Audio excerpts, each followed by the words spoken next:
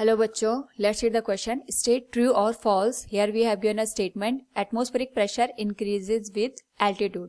Now to answer this question, first we will discuss here the key concept, and here the key concept will be atmospheric pressure.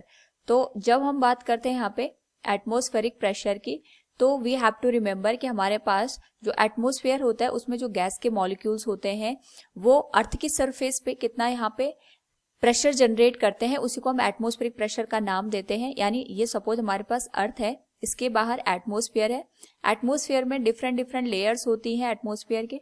उस particular case में यहाँ पे जो gases के molecules हैं, dust particles हैं, इनकी वजह से हमारे पास जो अर्थ की सरफेस है इस पे जितना भी यहाँ पे फोर्स प्रोड्यूस होता है, फोर्स पर यूनिट एरिया को ही हम वहाँ पे एटमॉस्फेरिक प्रेशर का नाम देते हैं।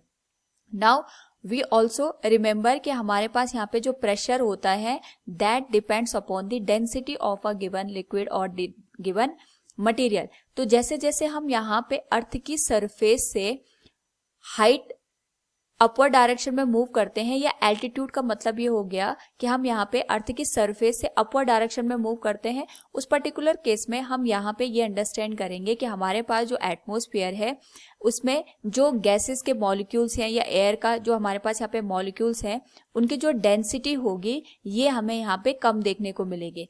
और अगर यहाँ पे डेंसिटी कम हो जाएगी तो जो एयर का प्रेशर है, या हम कह सकते हैं जो हमारे पास यहाँ पे एटमॉस्फेरिक प्रेशर है, वो भी यहाँ पे रिड्यूस हो जाएगा। So from the given question अगर हम यहाँ पे स्टेटमेंट को रीड करें, atmospheric pressure increases with altitude, it will be false statement. जैसे जैसे हम यहाँ पे एल्टीट्यूड के साथ इंक्रीज करेंगे हमारे पास जो एटमॉस्फेरिक प्रेशर है वो डिक्रीज हो जाएगा due to the decrease of the density of the air molecules or gas molecules present in a atmospheric layer. Hope all you understood it. Thank you and best of luck.